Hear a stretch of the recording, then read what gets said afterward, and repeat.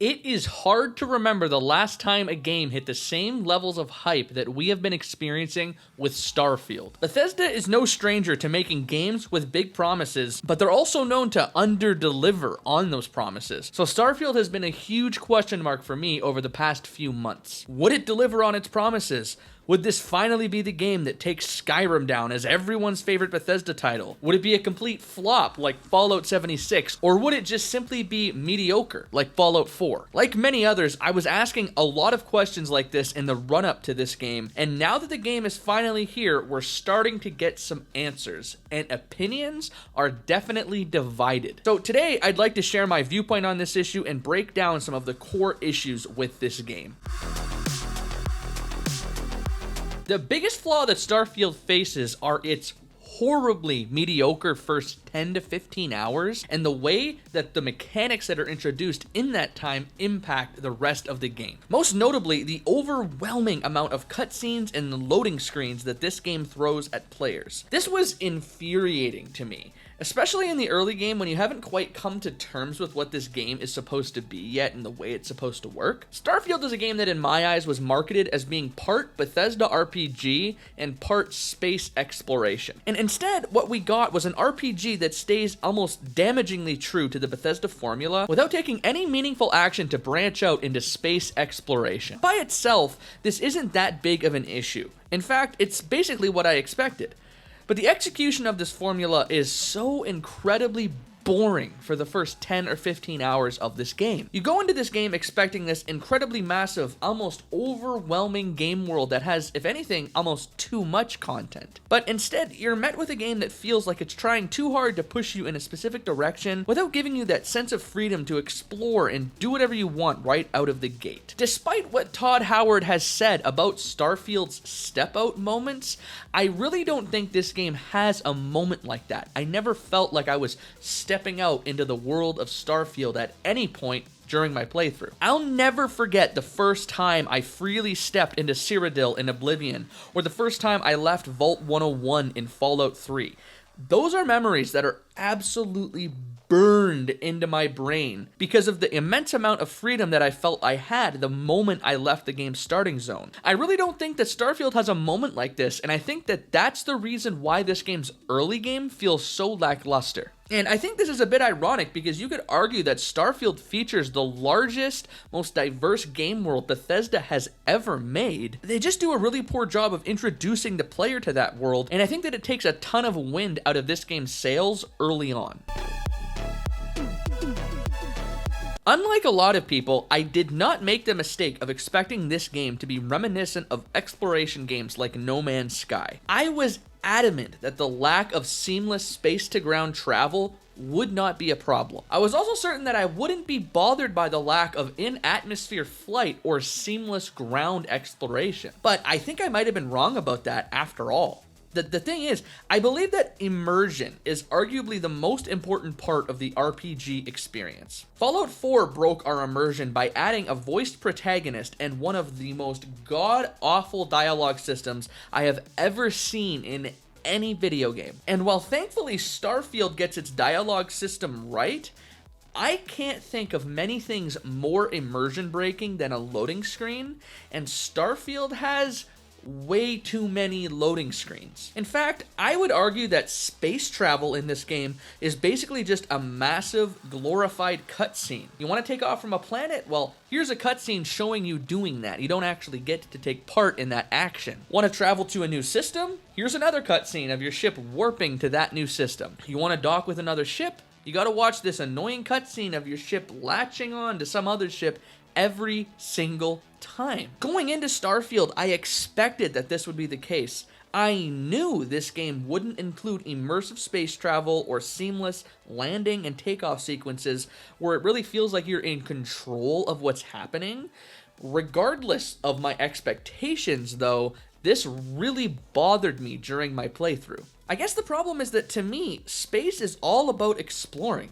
It's about wonder and curiosity. It's about feeling like you're in this immense, endless expanse with limitless opportunities to find new things. Simply put, Starfield does not deliver on that feeling. Traveling to unknown systems feels more like a chore than anything because it involves more menu navigation than actual space flight, and once you're traveling between known systems, you can skip the space flight altogether and simply fast travel from one planet to another without ever stepping foot on your ship. And from a quality of life perspective, this is great. I'm sure that if it was the other way around and I had to deal with this game's tedious, annoying spaceflight system every single time I wanted to go anywhere, I would also complain about that. So I guess the bottom line is, I think this game needed to take a completely different approach to the way the player gets around the galaxy. I think there are a couple major things that could have been done to avoid some of these pitfalls. Most importantly, I think the intro of this game should have been handled completely differently. This game kind of starts like Skyrim, where a really interesting and important event happens and you're set off on a quest to kind of figure out what's going on. The problem is this game is not set in the familiar, easy to understand open world of Skyrim. Rather, it takes place in the vast expanse of space. So in Skyrim, you're attacked by a dragon, and then you have to go to Whiterun to talk to the Jarl to fucking talk about the dragon and figure out what's going on with the dragon. And when you're doing this, you're gonna wander around Skyrim a bit, maybe pick up a few side quests on the way, check out some NPCs, talk to some people. You're gonna do a lot of stuff in between when you first get assigned that quest and when you finally finish that quest. And this allows you to understand the freedom that you have right away, and it makes you feel like you're actually a part of the world that you're exploring. Starfield, on the other hand, throws the player into a type of open world that we've never really seen before. It's impossible to travel from one city to the other in a seamless, immersive way like you can in the Elder Scrolls or Fallout. You're never going to have that moment of seeing Whiterun or New Vegas out on the horizon as you walk towards it. You're just going to be teleported out into space and then teleported again into a different part of space and finally teleported into the middle of New Atlantis. Did I feel some sense of wonder when I first entered New Atlantis and I looked up at all the tall buildings and different structures around me? Sure, I guess. But to me, it really didn't feel anywhere near as epic or wondrous as the first time I walked out into the capital wasteland. Starfield really needed to have a moment like that, where it leaves the player thinking, wow, like I really have a lot to explore here. I have a lot of content to sink my teeth into. But the game never really does this, and the result, in my view, is that it takes 10 or 15 hours to understand the scale of the game and really get immersed in it, when previous Bethesda games accomplished this same task in mere moments. Building on that, I really think this game needed to have a completely different way of handling space exploration. As I mentioned earlier, I had no expectations for this game to be an exploration game. I did not expect it to be anything like No Man's Sky or Star Citizen. I wanted a Bethesda RPG in space, and that is effectively what we got. But I still think there needed to be some aspect of space exploration. And I think there's two major reasons for this that I can see. First is that exploration and discovery are a major component of RPGs in general. And when the game is going to be set in space, you need to be able to explore said space.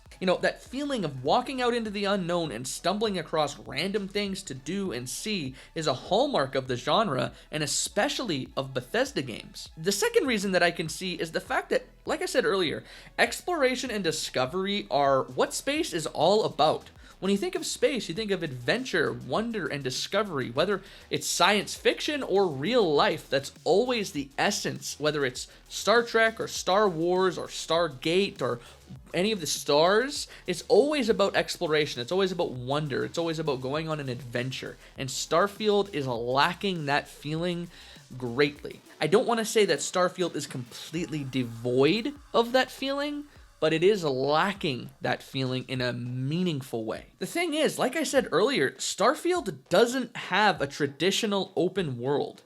As we've touched on, this game does not offer you the opportunity to go from location to location in a way that feels natural or engaging. In my mind, teleporting from Whiterun to Solitude in Skyrim feels like it makes sense. You're not taken that far out of the immersion by doing that. But in Starfield, teleporting from Neon to New Atlantis, it just feels off. This is a space game, right? And it feels like you'll spend basically no time in space whatsoever if you don't want to. So I really think that this game should have taken a much smaller scale approach to its world design. I think it might have made more sense for the game to take place in one single solar system. Let me explain. There are really only a handful of important planets in this game as it is, so I don't really see a reason why we couldn't have just crammed all of them into one big solar system. These planets are still utterly massive on their own, so I don't really think this would have made the game world feel small in any way, and I hope that it would have allowed for the one thing that I now think this game needed most, and that is a seamless way to travel. I think you really ought to be able to get in your ship in New Atlantis and actually fly from there all the way to another city, land, and step off of your ship. The fact that you can't really travel anywhere under your own control without sitting through a whole bunch of cutscenes, in my view, it leads to this feeling of Starfield feeling linear and contained, especially in the first 10 to 15 hours. I think if it were possible to seamlessly explore all the planets the same way that you can in games like No Man's Sky, as much as I hate to make that comparison, this game would feel far more open-ended. And don't get me wrong, I think most players, including myself, would spend most of their time fast traveling anyway. But when you don't even give players the option to travel this way, it feels limiting in a way that just doesn't work for a game with this type of scope. And I just want to make it clear that I don't hate Starfield. This is a pretty cool game that delivered a lot of what I wanted from it, but I think it has a lot of flaws that need to be addressed as well. Hopefully, some of this stuff can be fixed with mods. And even if they don't, I still plan on having fun with this game for years to come. I'm sure there will be plenty of mods that make all kinds of cool things possible in this game. But either way, I just wish they had toned down the scope of this game a bit and focused a little more on the fine details.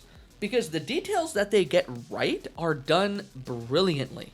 All of the cities in this game, from Aquila City, Neon, and New Atlantis, they're done magnificently. They're the most incredible cities that you're ever going to explore in a Bethesda RPG. And I can't go without mentioning all the cool food items that you find in this game. I love the Canuck stuff as a Canadian. I love to see like canned poutine. I don't know about canned poutine. That seems like it would be kind of yucky, but I like that it's represented in this game, and I think it's such a cool detail. And I have to give a quick shout out to Chunks, because I think these little chunks of food are kind of hilarious, to be honest. And I think like the overall point is that there is a lot of things to like about this game. There's a lot of really awesome details and little things that they did that are really incredible and deserve praise.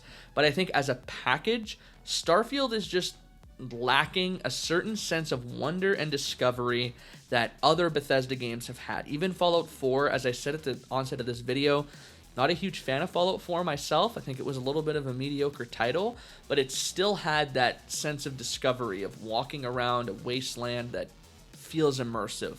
And I just think that Starfield is lacking that feeling, and I'm a little frustrated by that because I think there was a lot more potential here that they missed out on because they wanted to see this massive game world. And I think that had they just focused a little bit harder on the details and just shrunk down everything into a smaller package, this game would have been so much better for it. But yeah, that's really about it. See ya.